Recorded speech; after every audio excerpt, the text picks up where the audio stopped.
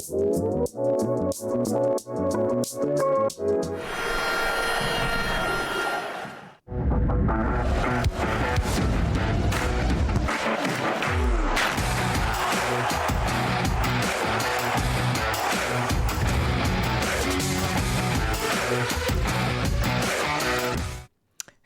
welcome to the FPL Wire. This is Pras, and this is a free hit special. A lot of you are on a free hit, and those of you who are not on a free hit are either looking to dead end your teams or navigate through this period, and we thought we'll do a short video. I'm really hoping this is going to be 10-15 minutes max because there's not a lot to talk about on the free hit. So we thought we'll do like a mini pod. I can't make Thursday, so I thought I'll talk about my thoughts on the free hit, which I am on. So I have already activated my free hit chip button, and so let's get into it. So the first thing I want to do is basically talk about the teams that are doubling. So not to spend too much time on this, I think we already know the fact that they're not the best teams that are doubling. I mean, if you look at this table that we've put together, minutes per XG, the best that we're talking about is Aston Villa, which have a 53.2 minutes per XG. They're ranked 6th in the league, but then it's away. So Villa are away. So therefore, are they as good of an attack away from home or not? That's a question mark. And actually, I would say they're not. Spurs are the next. So they're the 7th best in the league, 56.3. And then Brentford. So these are the three good teams. Brentford are at around 60 and the 9th best in the league. So all the three teams, common theme is they're all away from home. And the worst attacks are basically Burnley, which is 19th, 106.4 minutes per XG.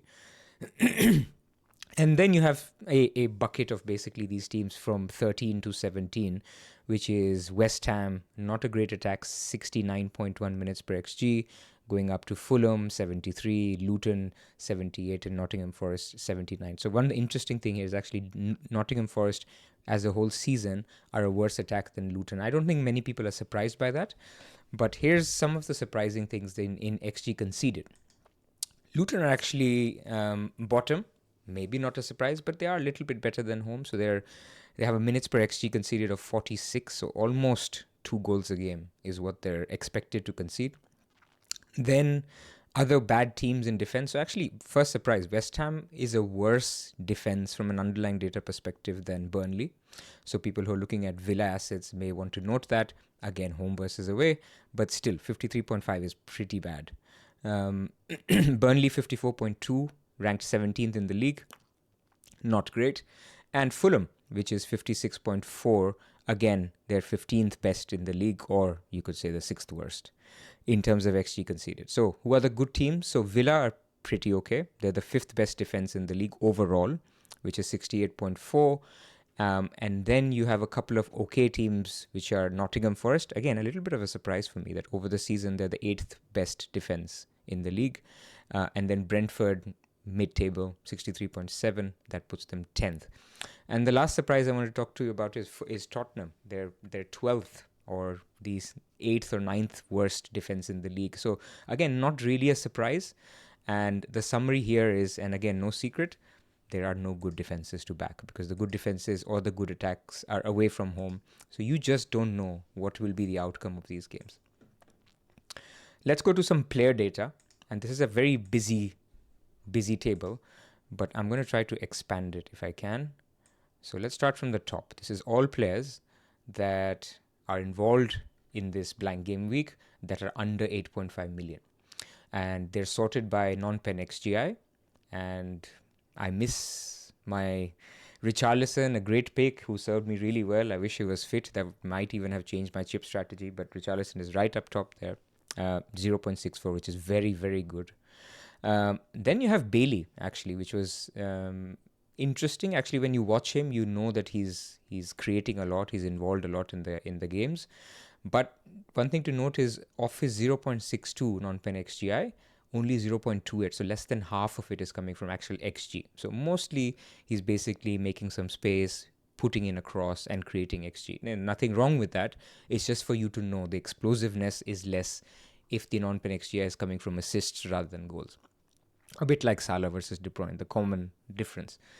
Werner, interesting one. And I would actually also say Brennan Johnson. Brennan Johnson at 0.46 and Werner at 0.61. So problem is we don't know. Like Johnson started the last game, Werner has been starting before that. Both scored in the previous game. Who starts? Nobody knows. If there's a leak, it's a different case. Maybe you go for one, but it just becomes tricky. But what the data is telling us, if you can hit the right one who's starting, it's not a bad pick as an attacker. Then you have Madison at 0.56. I'm ignoring Mopay, by the way, because of minutes risk. So Madison, very interesting, 0.56. I think he'll be nailed, so I'm not going to spend too much time here. He was a little bit withdrawn, but then Ange came out and said that, look, he should be more further forward. You just pick him. You know, as a midfielder, 0.56 XGI is good. On set pieces, 0.27 in XG, and the rest in, so pretty much half in assists. Not bad. Let's talk about Forest. So Forest away to Luton, good fixture for strikers, and whoever starts from Forest, whether it's Chris Wood or Awani, both good options, and both have got good underlying data, almost similar in fact. 0.52 for Wood, 0.49 for Awani. Again, if we knew who's starting, I think it's a good pick. And in fact, in case of Wood, maybe he's even there's a chance he's on penalties over Gibbs White. We don't know, but it could be a great punt if we knew he's starting. But because on a free hit, you really don't want a cameo because, you only have an edge on three or four players. And if your player doesn't even start, then you really think that I'm losing this edge off from other people who are not free hitting. So I get it that there are concerns, but let's see. One to monitor. Going down, Diaby, minutes risk, Adebayo, if he's fit, I think that impacts Morris as well, but his numbers are actually very good. And then Bowen, 0.45, okay. Next interesting one is Muniz. So Muniz is actually higher than Tony, higher than Wissa, and other options that people are looking at in attack. So, it's an interesting one. And if people are thinking, I wouldn't say he's better than Tony because we don't know the penalty situation. He's probably not on penalties versus Tony is. And remember, this is non-pen XGI data. But look, he is a good pick. And especially for non-free hitters who may be looking at a setup where they downgrade one of the striker positions to fund a Salah move or a Haaland move next week, it's not a bad ploy. For free hitters is an option, but then he is competing with other strikers. And one of those other strikers, which also stood out here, is Wissa. Wissa is actually non-pen XGI over the season is exactly the same as Tony. And for those that have been watching the last few games, have seen that Tony is actually the guy who's, doing the Kane role, and Wissa is actually a little bit further forward. Now, one caveat on that is the last few games, Brentford have had tougher games. They've played Arsenal, they've played Man City a couple of times. So they tend to play 2 up front, 5 at the back in those games. Will they continue that against Burnley? We don't know. And if they play 3 strikers up top, who knows what that setup is, right? So that's the little bit of risk with Wissa. But I do like him as a striker, especially if you think about that discussion on the defenses. If you want to target the worst defenses, you want more strikers playing that defense. So Wissa, an interesting one. Iobi, I skipped over. Iobi, 0.44. Again, decent underlying data. If you wanted to punt for a Fulham attacker, I think he's probably the go-to one alongside Muniz, maybe even better than Muniz. So something to think about. I think his data is good. His minutes are good. And then I go to Elanga. Elanga's underlying data is much better than Morgan Gibbs-White. So actually, let me zoom out now. Morgan Gibbs-White has actually 0.3 non-pen XGI. Terrible underlying data. The thinking with Gibbs-White is maybe he's on set pieces and Luton have shown a weakness to set pieces. So maybe Gibbs-White becomes a 1-game week punt, which is better. But if Elanga is starting, you can see why some people have punted on him. 0.42 non-pen XGI. Not great, but it's better than Gibbs-White. Then I'm getting into a territory where people, there's not worth a discussion on some of these. I'm going to zoom out now because we need to go to the bottom to find some of the other popular picks like Douglas Luiz, 0.3 non-pen XGI. Morris, 0.29 non-pen XGI. Now, those guys are in there because they will take penalties, and the odd chance that they do get a penalty, you're okay. That's a 9-pointer. So nothing wrong with it. But I think with Douglas Luiz, he's not in my consideration. All his goals have come at home, and he has an away fixture this week, so you're basically hoping for a penalty or hoping to get lucky. You don't know the McGinn situation either. Will he be, playing a little bit withdrawn more than usual? We don't know. So I'm a little off him. Morris, TBD. I mean, home to Nottingham Forest is probably a good fixture for him, especially if Adebayo is out. But let's watch Luton again. Luton play tomorrow, which is a Wednesday, and we will see, if they're tired, if they look in form. Some of these things will sort of drive the narrative. That's about it. There's a lot of names here. So have a look in your free time. Take a screenshot if you need to. I'll share this on our Discord anyway. Actually, I didn't talk about Paqueta. Paqueta and Ward-Prowse 0.35. Okay, underlying data. But if you take into account the fact that Paqueta is likely to be on penalties and Ward-Prowse is likely to be on set piece or will be on set pieces, I think both are decent shouts. So if you have a good read on Ward-Prowse's minutes, or you want to go for a Paqueta punt, I think that makes sense as well. I would even say it makes, looking at this data and the fact that he's at home, probably a better punt Paqueta than somebody like a Douglas Luiz, like a penalty taker. Okay, so that's teams. Let's now look at a draft. This is not going to be a surprise. There is no... Oh, I've already gone 11 minutes. So there is no great shakes on this draft. What I've shared here is a template. This isn't my team yet. I don't have a draft yet, so I wanted to talk about the template and why certain picks are in there. I think, let me first talk about the locked picks, right? I don't think people will go away from a Tony Watkins front line. So you're talking about a third striker, which will be up for contention. So people will look at Muniz, Morris, Chris Wood, Wissa, even a Fofana from Burnley. So those are some of the options as a third striker. I think in midfield, Son, Maddison and Bowen will be pretty much locked. Then you're looking at two from Gibbs-White, Paqueta, Ilanga, Johnson, Iwobi, Bailey and Ward-Prowse. Again, names I talked about in the previous section. And then in defense, I think Doughty should be locked only because of his attacking threat as a defender, because there's no clean sheets. I don't think there's any clean sheets you can call.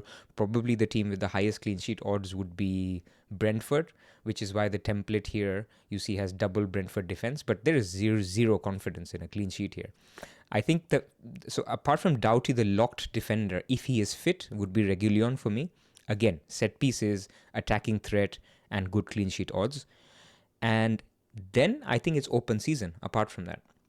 So the template looks like this because you don't have a nailed third Spurs striker. If Richarlison existed or if we knew that Johnson is starting, I think there could be a case to say, okay, instead of Porro, I go for a third Spurs attacker. The template exists here because you don't have a third good defender. So if Porro didn't exist, who do you go for? Moreno? But the problem is Dean has been starting the last couple of games. So do you know for sure who starts between Moreno and Dean? Because that would also fit the criteria of a not nailed, but an attacking defender. So maybe that's an option.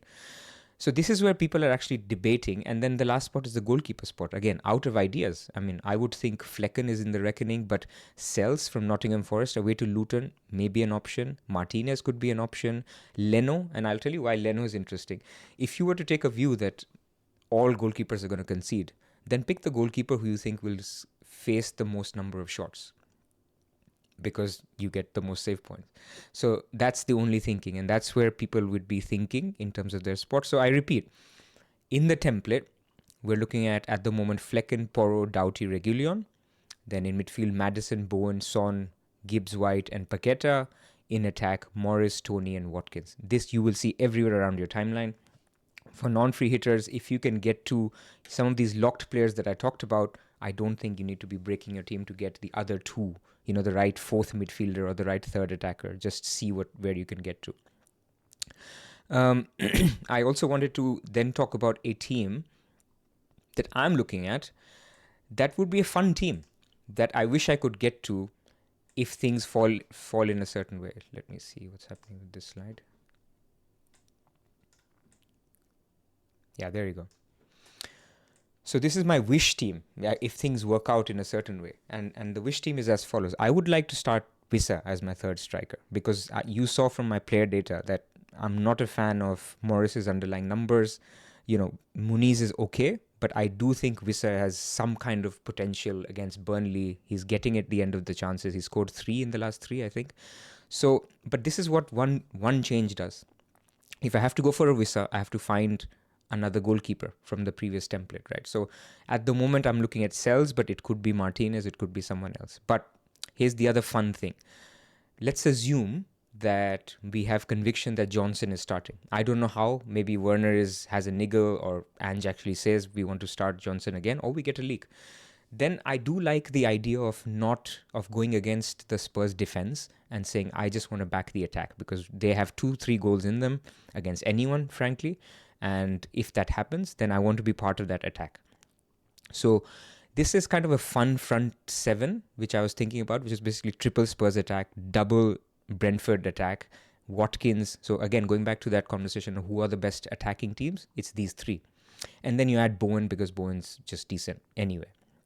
In defense, then this is where it suffers, where I don't know who the third defender could be. And I also need that in the Europa League, something happens that makes me give full conviction that Moreno starts. Again, unfortunately, this is a Sunday game, so we won't get a leak for the West Ham Aston Villa game, but something could happen. Dean could have a little niggle and he's subbed off or something like that, which gives us conviction. So I would like this. I'm not saying this is my team. I'm not saying that I have some extra risk appetite than others, but it's just where I'm thinking at the moment, where I could take a punt. Where I will eventually land will probably be closer to the previous version, but in terms of my priorities, as I mentioned, I'm not a fan of Morris. Maybe Gibbs-White is somebody who I'll end up going with for the set-piece threat. So this is the previous draft that I'm talking about. And the defense actually just picks itself unless you have a Spurs outlet. So it would be in that third striker spot or the Gibbs-White spot where I try to think if I can go different. But otherwise, the free hit is not very complicated. We don't need to spend more brain cells. It's okay if the free hit looks similar to non-free hit teams. I think the idea isn't just maximizing points this week. The idea is to get back to your very good team next week, where others have not been able to do that and have to take transfers. So there is no good strategy. I want to repeat.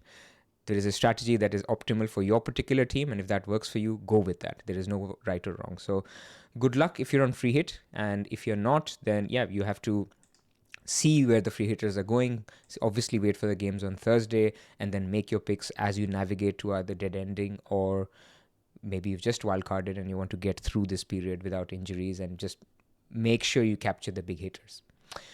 Okay, I took 18 minutes. That's not too bad. Thank you everyone for joining. Good luck and see you later in the week.